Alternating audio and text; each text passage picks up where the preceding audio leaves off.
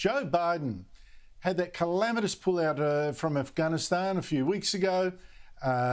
We served in Afghanistan, of course. We had to send SAS soldiers and the RAF to lift out our people there. It all was a terrible pigsty, a mess, an embarrassment.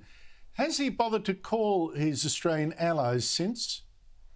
Not that I'm aware of. We normally get a readout. We haven't had that readout. This has been the subject of some comment. I think it's a little unusual. I don't think the Americans have gone out of their way to mention us.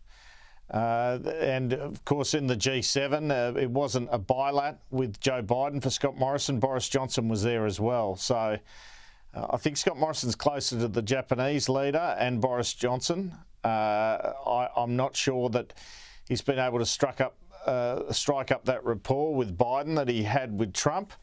And I'd say this is a bit of a concern, but hopefully things improve. I think Peter Dutton's been invited, though, by the Pentagon over there. He's about to go over there. So, but you'd like to see a few more conversations, that's for sure. I'm not saying there's anything especially frosty, but given it's normally such a warm relationship, you'd hope for a few more conversations.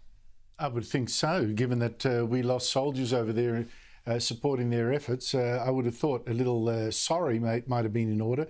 You just mentioned Peter Dutton. Peter Dutton, of course, lost out in the leadership contest with Scott Morrison for the Prime Ministership. He's been loyal since. I'm not suggesting anything. But I have to say, since he's been made Defence Minister, he's gained a gravitas and he looks serious. He looks like a man who could take over, if need be, as Prime Minister. And when he stands up in Parliament in question time, Labor seems almost intimidated by him as Defence Minister. What do you make of the rise of Peter Dutton?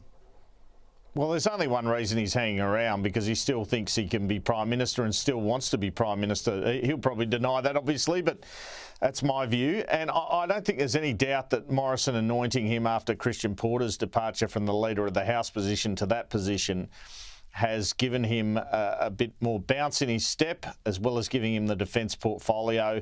He's liked the change. He's performing well. I guess he's putting his hand up in case anything goes wrong. I think that's a good thing for Morrison to have done. Confident leaders promote their rivals. They promote the best person for the job. But Josh Frydenberg's ambition, pretty much unmatched in Australian politics since John Howard and maybe one or two others. But he's very, very keen. He's moved into the lodge to check it out with Scott Morrison. So you see Dutton and Frydenberg positioning to some extent. But I guess they have to win the election first, Andrew. Oh, I think they're positioning to be opposition leader, to be perfectly honest. Andrew Clennell, thank you so much for joining me. We'll see. Long way to go, Andrew.